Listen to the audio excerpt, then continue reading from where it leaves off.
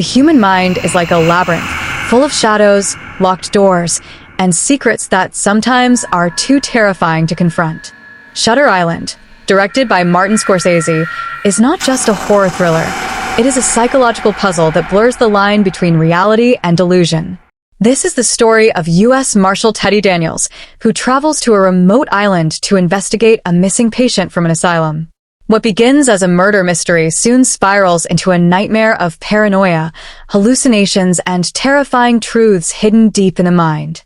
This is not simply a detective story. It is a descent into madness.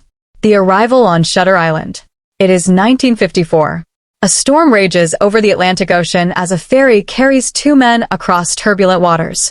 These men are U.S. Marshal Teddy Daniels and his new partner, Chuck All. Teddy, a decorated war veteran, stares at the water, visibly seasick, but beneath that discomfort lies a man weighed down by a darker past. The ferry approaches Shutter Island, home to Ashecliffe Hospital for the criminally insane, a fortress-like asylum where the most dangerous patients are kept. Guard towers loom, iron gates creak, and the atmosphere itself feels suffocating. Teddy explains to Chuck that they are here to investigate the disappearance of Rachel Solando, a woman who murdered her 3 children by drowning them in a lake. The strange part, Rachel escaped from a locked cell. There are no signs of forced entry or exit. It seems impossible, and yet she has vanished. The gates slam shut behind them. The marshals are now trapped on Shutter Island. Inside Ashecliffe, the hospital feels less like a medical facility and more like a prison. Heavily armed guards escort them. Patients, some screaming, some vacant, stare with lifeless eyes. They meet Dr. John Cawley, the chief psychiatrist. A calm, intelligent man, Cawley insists that they are using progressive methods, therapy, conversations, medications, instead of lobotomies or electroshock. Teddy, however, is suspicious. He believes the doctors are hiding something. Cawley tells them Rachel Solando simply evaporated from her locked room. She left behind a cryptic note. The Law of 4. Who is 67? Teddy begins to sense a puzzle, a code hidden inside madness. Rachel Solando's vanishing. The marshals inspect Rachel's room. Clothes are neatly folded, food is untouched, and there are no escape routes. It's as if she simply vanished into thin air. But Teddy finds the strange note with a cryptic message. He grows obsessed. The Law of 4. Who is 67? Could it mean 4 people? A hidden 67th patient? The storm worsens outside. The island feels cut off from the world.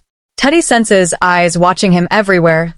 As night falls, Teddy begins to have violent migraines and hallucinations. He dreams of his wife, Dolores, who died in a fire 2 years earlier. In his dreams, Dolores whispers warnings. They're experimenting on people here. Teddy, you have to find Andrew Leddes. Andrew Leddes. The name haunts Teddy.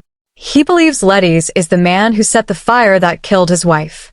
Teddy suspects Leddes is hidden somewhere in Ashecliffe, under a false identity. In his visions, Dolores is sometimes soaked in water, sometimes burning in flames, symbols of drowning and fire, of Rachel's children and Teddy's wife's death. Reality and dream blur. Teddy is losing grip. Ward C, the Forbidden Zone. Teddy learns that the island has 3 wards, A for men, B for women, and C, the most dangerous ward, for the criminally insane. Cawley forbids them from entering Ward C. Naturally, Teddy's suspicions grow. During the storm, when power cuts out, Teddy sneaks into Ward C. Inside, the atmosphere is hellish. Screams echo through the dark halls. Patients lunge at the marshals. In a cell, Teddy meets George Noyce, a former patient who tells Teddy, "They're playing with your mind here. You're not investigating them. They're investigating you." Noyce's words shake Teddy. Is he trapped in someone else's experiment? The second Rachel Solando. Teddy eventually stumbles into a cave during the storm, where he finds a woman hiding, claiming to be the real Rachel Solando. She tells him she was a psychiatrist at Ashecliffe who discovered the doctors were performing brain surgeries and experiments to control people's minds. When she threatened to expose them, they labeled her insane and locked her away. She warns Teddy, once you're declared insane, everything you do is called madness. Your protests, your truth, your fight. All of it becomes evidence of your illness. The idea terrifies Teddy. Could this be his fate? The puzzle deepens. Teddy keeps obsessing over the cryptic note. The law of 4. Who is 67? Slowly, he realizes Rachel Solando is an anagram. Rearranged, it spells Dolores Chanel, his wife's name. And Andrew Letty's? It's an anagram for Edward Daniels, Teddy's real name. The horrifying truth dawns. He himself is Andrew Letty's. But Teddy resists. His mind clings to the detective story. He insists he is Marshall Daniels, not a murderer. The horrifying truth. Dr. Colley and the doctors stage a final confrontation. In the lighthouse, where Teddy believes experiments are happening, Colley reveals everything. Teddy Daniels is not real. He is Andrew Letty's, a patient in Ashecliffe for 2 years. His wife, Dolores, suffered from delusions. One day, she drowned their 3 children in a lake. When Andrew discovered this, he shot her in a fit of rage. Overcome with trauma, his mind fractured. To escape the unbearable guilt, he invented a new identity, U.S. Marshal Teddy Daniels, a hero investigating mysteries. The investigation, the missing patient, the conspiracy, it was all a role play orchestrated by the doctors, a last attempt to break through his delusions.